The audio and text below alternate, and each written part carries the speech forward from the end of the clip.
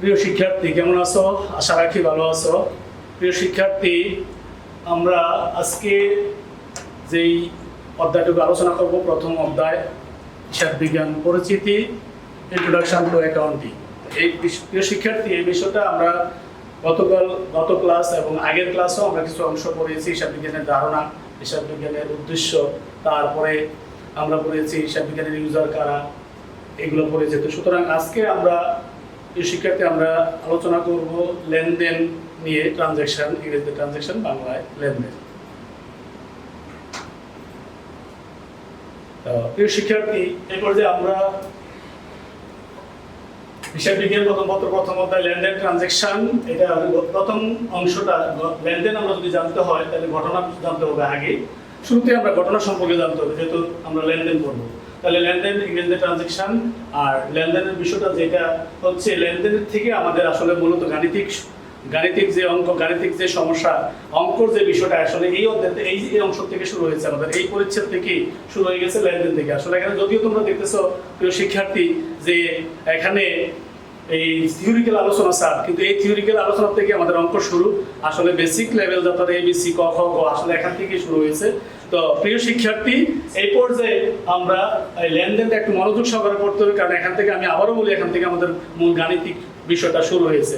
আর আগে প্রিভিয়াস ক্লাসগুলো যেগুলো করিয়েছি ওইগুলোর মধ্যে আমরা থিওরিক্যাল আলোচনা জেনেছি। তো সুতরাং আজকের যে বিষয়টা লেনদেন, তো লেনদেন জানতে হলে আমাদের ঘটনা, তা আমরা জানি কি আসলে যা কিছু ঘটে তাই ঘটনা, যা কিছু ঘটে তাই ঘটনা। যেমন আমি এই রুমে আসলাম, এটা একটা ঘটনা। আমি এখন পড়াচ্ছি, এটাও একটা ঘটনা। তাই বিষয় ঘটনাটা আবার দুই প্রকার, একটা হচ্ছে আর্থিক ঘটনা আর একটা হচ্ছে অনার্থিক ঘটনা। তাহলে একটা হচ্ছে আর্থিক ঘটনা আর একটা হচ্ছে অনার্থিক ঘটনা। তাহলে আর্থিক ঘটনা আর অনার্থিক ঘটনা, তাহলে আর্থিক ঘটনাটা যেমন আমরা একটু উদাহরণ দিয়েছি, ব্যবসায়ী স্ত্রীর জন্য 1 লক্ষ টাকার গহনা ক্রয় করা হয়েছে। তাহলে ব্যবসায়ী স্ত্রীর জন্য 1 লক্ষ টাকা, এখানে 1 লক্ষ টাকা উল্লেখ আছে, এখানে ফিনান্সিয়াল বিষয়টা সম্পৃক্ত। সুতরাং এই আর্থিক ঘটনা, ব্যবসায়ী স্ত্রীর জন্য 1 লক্ষ টাকা গহনা ক্রয় করেছে, এটা একটা আর্থিক ঘটনা। আবার অনার্থিক ঘটনাটা উদাহরণ দিচ্ছি, ব্যবসায়ের একজন দক্ষ ম্যানেজার মারা গেলেন। ব্যবসায়ের একজন দক্ষ ম্যানেজার, একটা এফিশিয়েন্ট ম্যানেজার মারা গিয়েছেন। তাহলে সুতরাং এটা আর্থিক ঘটনা নয়, কারণ কি এখানে ফিনান্সিয়াল বিষয়টা উল্লেখ নেই, আর্থিক বিষয় উল্লেখ নেই, এই জন্য এটা অনার্থিক ঘটনা। তাইলে আমরা জানলাম যে এটা ঘটনা কি, কোনো কিছু ঘটাই ঘটনা, যা কিছু ঘটে তাই ঘটনা। তাহলে ঘটনাটা আমরা দুই ভাগে ভাগ করতে পারি, একটা হচ্ছে আর্থিক ঘটনা আর একটা হচ্ছে অনার্থিক ঘটনা। তাহলে আর্থিক ঘটনাটা আমরা একটা উদাহরণ দিলাম যে যেই ঘটনাটার সাথে অর্থের সম্পর্ক থাকবে, অর্থ উল্লেখ, পরিমাণ উল্লেখ থাকবে, এটা আর্থিক ঘটনা। আর যেই ঘটনাটার সাথে কোনো অর্থের সম্পর্ক থাকবে না, এটা হচ্ছে অনার্থিক ঘটনা। তাইলে আমরা ঘটনা সম্পর্কে প্রিয় শিক্ষার্থী আমরা আলোচনা করলাম। তারপরের বিষয়টা হচ্ছে আমরা এবার আসবো আমরা লেনদেনের ধারণা। সুতরাং আমরা মূলত পড়ানোর কথা হচ্ছে লেনদেন। লেনদেন বুঝতে হলে আমাদের এই ঘটনাটা থেকে শুরু হবে, এই ঘটনাটা আমরা বুঝতে হবে, কারণ লেনদেনের সংজ্ঞা গেলে ঘটনার সম্পর্কে আসবে। তো তোমরা আবার পরে বলবো স্যার ঘটনা কি, এই তো আমরা বুঝি না। তাহলে এই জন্য আমরা ঘটনাটা আলোচনা করলাম। প্রিয় শিক্ষার্থী, এরপর যে লেনদেনের ধারণা, লেনদেন শব্দটির আবেদনিক অর্থ হচ্ছে আদান প্রদান বা নেয়া দেয়া, অর্থাৎ গিভ এন্ড টেক। আমি একটা জিনিস দিলাম, এটার বিনিময়ে আরেকটা জিনিস পাইলাম, অর্থাৎ দেওয়া নেয়া বা আদান প্রদান যেটা বলি। তাহলে লেনদেনের আবেদনিক অর্থ হচ্ছে দেয়া নেয়া বা আদান প্রদান। আমি মনে করো বাজার থেকে 1000 টাকার মাছ ক্রয় করলাম, তাহলে এখানে আমি পাইলাম মাছ আর আমার পেয়ে গেল 1000 টাকা। তাহলে মাছ আমাকে আমি 1000 টাকা দিলাম, আমি বিনিময়ে তার থেকে মাছ পেলাম। তাহলে এখানে বিষয়টা হচ্ছে আদান প্রদান হইল, একটার বিনিময়ে আরেকটা হয়ে গেল, অর্থাৎ এই লেনদেন শব্দটির আবেদনিক অর্থ আদান প্রদান বা দেয়া নেয়া। তারপরে আছে অর্থের দ্বারা। আমরা এবার সংজ্ঞায় যাই। অর্থের দ্বারা পরিমাপযোগ্য কোনো ঘটনা যখন আর্থিক অবস্থার পরিবর্তন ঘটায় তখন তাকে লেনদেন বলে। প্রিয় শিক্ষার্থী, এই পর্যায়ে লেনদেন কাকে বলে আমরা জানবো যে অর্থের দ্বারা পরিমাপযোগ্য কোনো ঘটনা যখন ব্যবসায়ের আর্থিক অবস্থার পরিবর্তন ঘটাবে তখন তাকে লেনদেন বলা হয়। অর্থাৎ অর্থের দ্বারা পরিমাপযোগ্য কোনো ঘটনা যখন আর্থিক অবস্থার পরিবর্তন ঘটায় তখন তাকে লেনদেন বলে। তাহলে অর্থের দ্বারা পরিমাপযোগ্য, তাহলে আমার লেনদেন হইতে হইলে কি কি শর্ত বা লেনদেনের কি কি বৈশিষ্ট্য, মূলত আমি প্রথমে বলছি যে এখানেই অঙ্ক শুরু, এখান থেকে অঙ্ক স্টার্ট। কারণ আমি প্রথমেই লেনদেনগুলো ফাইন্ড আউট করতে হবে, চিহ্নিত করতে হবে। লেনদেন ফাইন্ড আউট বা চিহ্নিত করার পরেই আমার কাজ হচ্ছে, নেক্সট কাজ হচ্ছে তারপরেই আমার ব্যবসার হিসাব বিজ্ঞানের কাজ শুরু, যে লেনদেন ট্রেস করার পরে। তাহলে লেনদেন শুরু থেকে লেনদেনকে চিনতে হবে, তারপরে না আমি হিসাব বিজ্ঞানের হিসাব সংক্রান্ত কাজ শুরু করবো। তাহলে লেনদেনটা চিনতে হলে আমাদের এই সংজ্ঞা অনেকটা ক্লিয়ার। তারপরও আমি আরো বৈশিষ্ট্য আলোচনা করবো।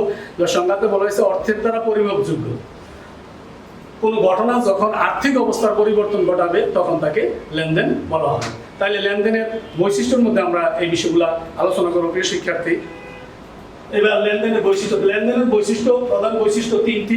এক হচ্ছে অর্থের দ্বারা পরিমাপযোগ্য আর্থিক অবস্থার পরিবর্তন, দুটি পক্ষ বা হিসাব খাত। তো প্রিয় শিক্ষার্থী, এই পর্যায়ে এই যে তিনটা আসলে মূলত লেনদেন চিহ্নিত করতে হলে সংজ্ঞা আমি জানি আর না জানি, লেনদেন যদি টেস্ট করতে হয় লেনদেন চিহ্নিত করো, আমার প্রথম অঙ্ক আজকের অঙ্কে পরবর্তী ক্লাসের অঙ্কতে আসতে পারে লেনদেন চিহ্নিত করো। তো লেনদেন চিহ্নিত করলে আমার এই তিনটা বৈশিষ্ট্যর দ্বারাই আরো একাধিক বৈশিষ্ট্য আছে, অন্যান্য বৈশিষ্ট্য আছে, ওইটা আমরা আলোচনা করবো, কিন্তু এই তিনটা বৈশিষ্ট্যর দ্বারাই আমার চিনে নিতে হবে।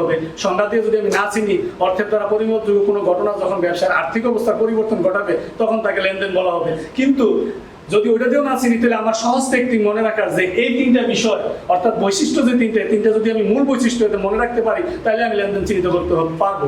একটা হচ্ছে অর্থের দ্বারা পরিমাপযোগ্য। তাহলে অর্থের দ্বারা পরিমাপযোগ্য, স্যার এটা তো বুঝি না, এটা বাংলা কথা। অর্থের দ্বারা পরিমাপযোগ্য কি? আসলে অর্থের দ্বারা পরিমাপযোগ্য হচ্ছে টাকার অঙ্ক উল্লেখ থাকতে হবে।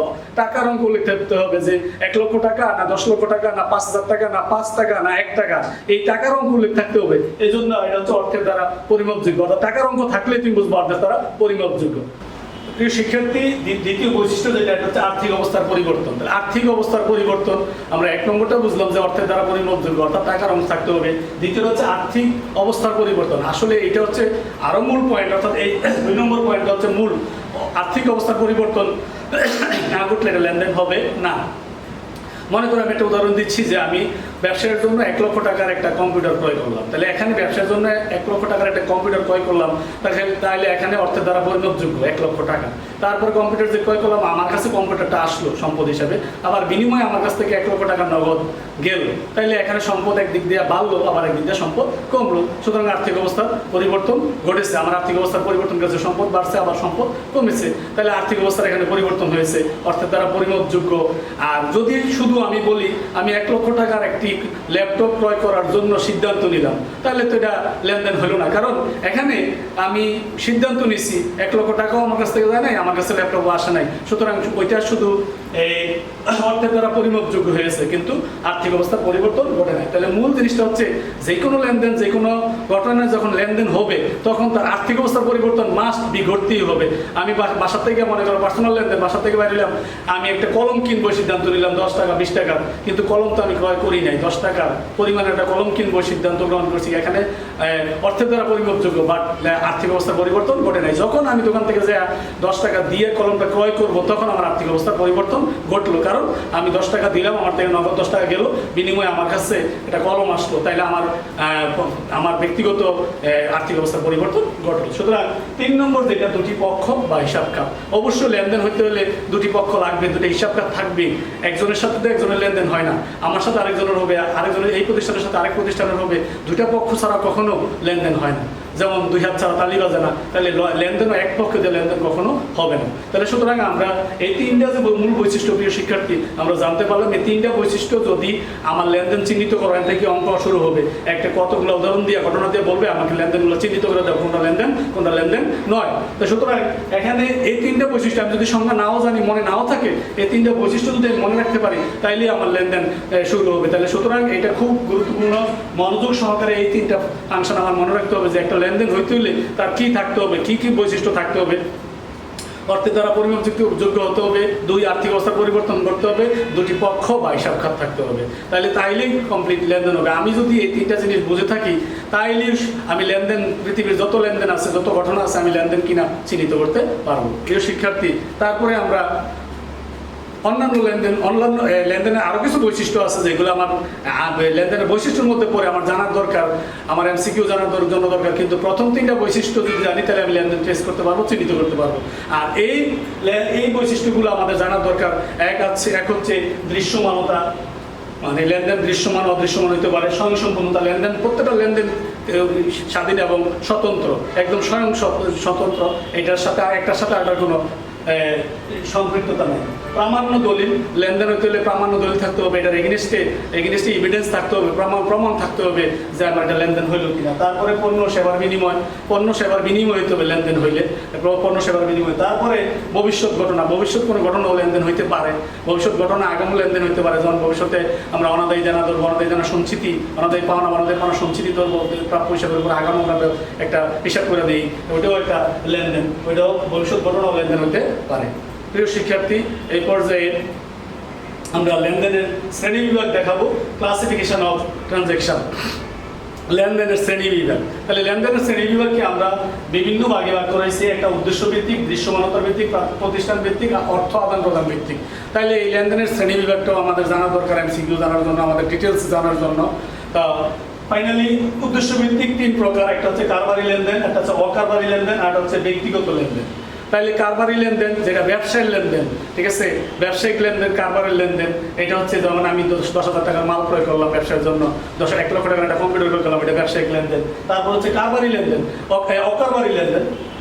অকারবারি লেনদেন হচ্ছে যেটা কারবার সাথে রিলেটেড না, সমাজের উন্নয়নের সাথে আমি মসজিদে দান করলাম, তারপরে উন্নয়ন করলাম, সমাজের একটা ক্লাবে দান করলাম 10,000 টাকা, এটা অকারবারি লেনদেন। অর্থাৎ প্রতিষ্ঠান ভিত্তিক ছাড়া, ব্যবসায়িক ভিত্তিক ছাড়া অন্যান্য জায়গায় যে দানটা করলাম, এটা অকারবারি লেনদেন। তারপরে ব্যক্তিগত লেনদেন, আমি আজকে বাজার থেকে 10,000 টাকা 1,000 টাকার মাছ কিনে আনলাম, এটা আমার ব্যক্তিগত পার্সোনাল ট্রানজ্যাকশন বা পার্সোনাল লেনদেন। এরপরে দৃশ্যমানতা ভিত্তিক দুই প্রকার, একটা দৃশ্যমান লেনদেন আর একটা অদৃশ্যমান। লেনদেন দৃশ্যমান হইতে পারে, অদৃশ্যমান হইতে পারে। দৃশ্যমান লেনদেন যেমন আমি 1 লক্ষ টাকার মাল ক্রয় করলাম, এটা দৃশ্যমান লেনদেন।